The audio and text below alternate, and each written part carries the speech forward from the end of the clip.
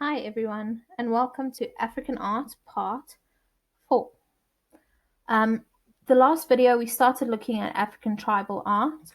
We've looked at the background, and now we're going to start looking at the belief systems. So remember, we're looking at the African art before colonial settlers came to South Africa.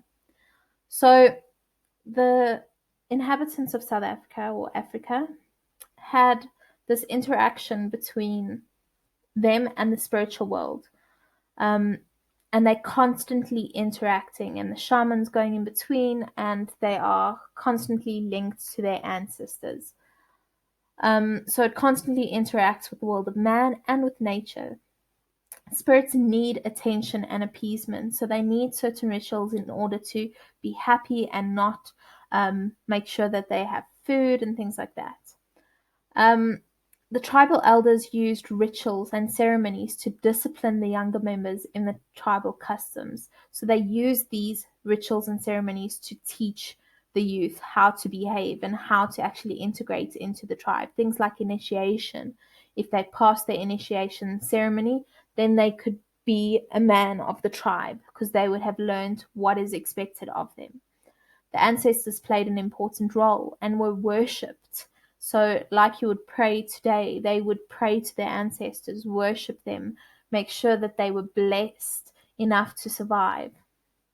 Initiation took place in secret bush camps. So, this picture on the right is a picture of an initiation. So, they would go off like that, and then they would go into the bush. The woman wouldn't know what they were doing, and they would do their initiation and then come back.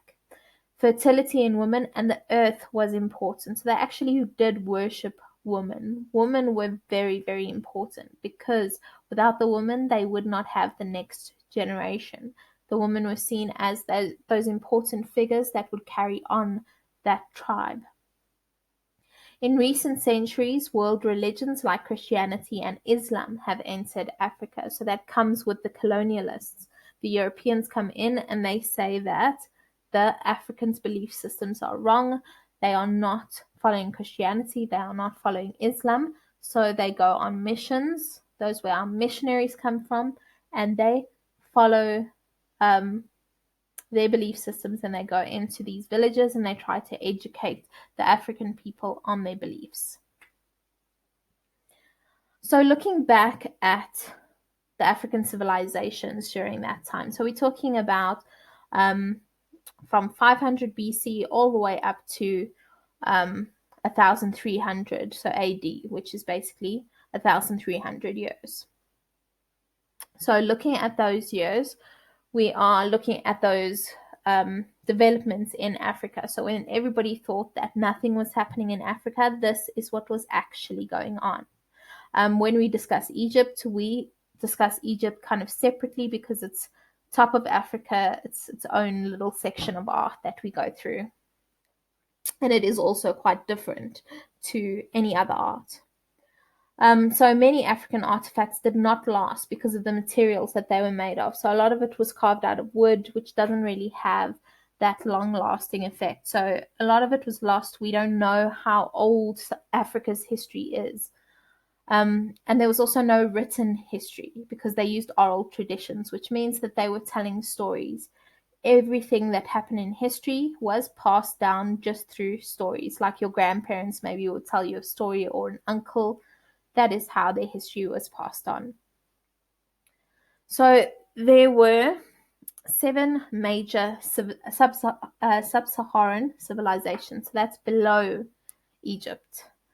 So the first one is the Nok. So the Nok is actually the oldest, and they developed near the Niger River, 500 BC to the 2nd century AD. So they were a long-lasting civilization. The same time as Egypt. So they actually were around at the same time as we had the Egyptian art and the pharaohs and all of that. Then we get the If, which is the same area as Nok. So during the same time, 7th to the 11th century. So this kind of happened after Nok, and it's during the same time as Middle Ages, which we're going to study as well this year. Then we get Benin, which is also in the same region. And that's from the 11th century to the 16th. So you can see first it was Nook, then it was Ife, then it was Benin, all in the same area. And that was the same time as the Renaissance. Then in Central Africa, we have tribes developing, or civilizations developing around the Congo River. And there are no clear dates for this, but the details are still emerging. They are still busy excavating and looking at the history of that area. In southern Africa, we have Lydenburg heads, which they established around the 6th century AD, so 500s. And then we got Zimbabwe. So Zimbabwe has one of the biggest civilizations during the 11th to the 16th century AD. So they were actually a very, very powerful and very wealthy civilization at that time. Then the last one we've got is Mapungubwe, which is between 1200 and 1300 AD. So if we look at the map here, we've got South Africa at the bottom, and we've got Nok, Ife, and Benin in Nigeria, so up here. Then Central Africa that we speak about is the DRC, so it's right in the middle of Africa.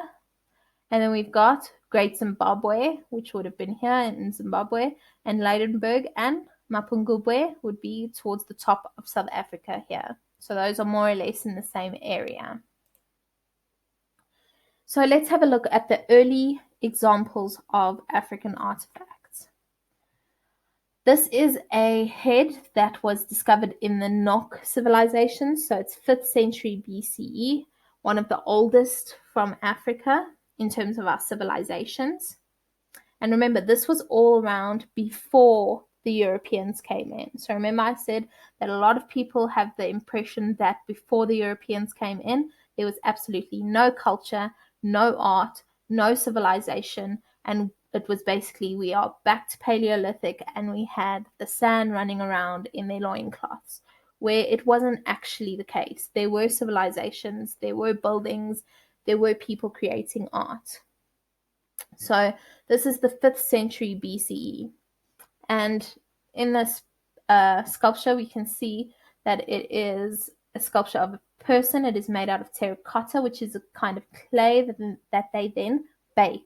So it is actually quite a sophisticated art for the time period.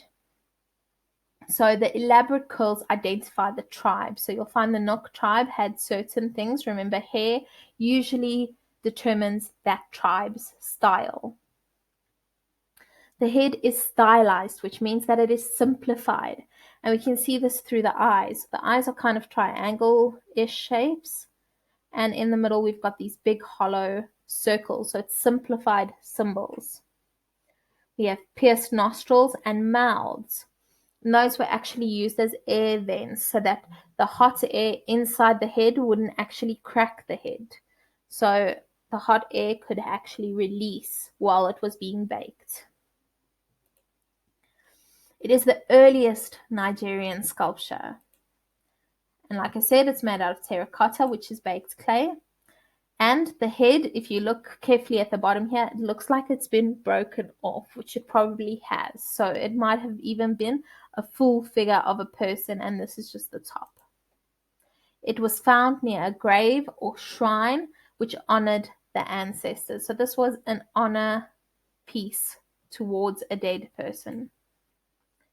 Then we look at Ife. So remember, Ife was after Nook, same area. And this was made in the 11th century. It is a bronze sculpture. So if you go into the videos, you can see also in the playlist how they would have made this out of bronze. And it is 40 centimeters high. The video that I've actually put in is modern techniques, but they would have used basically the same kind of techniques, just without all the machinery, in the 11th century. It honors the king, and it's the head of the Yoruba tribes. The proportions are exaggerated symbolically, so you can see he kind of almost looks like a midget. He's really short. But instead of being really short, it is that they have enhanced certain things like his head to show that he is an intelligent leader. The figure is more rounded and natural because it was made in a softer wax at first. So like I said, there's a video about this technique where they make the figure out of wax, then they melt the wax out to make a mold, and then they pour in the bronze. So it's called lost wax. So like I said, figures made in wax, they make a mold, melt the wax out, and then they pour in the metal. It displays a symbolic headpiece and decorative jewelry befitting of royalty. So not only is his attire, his clothing and decorations symbolic of that leader, it would have also been symbolic of that tribe. So you might find different tribes or civilizations would have had different customs to show that that person was king. So it shows his status and his tribe. The next tribe that we're going to look at is Benin. So remember, Benin took over after Ife, and this is the head of the Queen Mother. It was also made from bronze. So it is formal and symmetrical portrait of the Queen.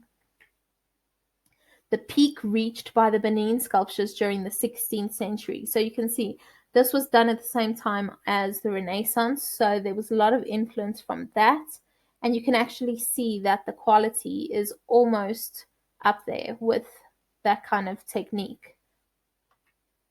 It was also lost wax method, so making wax, mold, then melting the wax, and then putting the metal into the mold. There is a high cone-like headdress with a woven pattern created by plaited hair, and the face shows a serene and composed expression similar to the Renaissance art at the time. Around her neck is a tight choker necklace typical of her tribal customs. Right, and then we're going to look at sculpture from Central Africa, but we're going to look at that in our next video in part 4.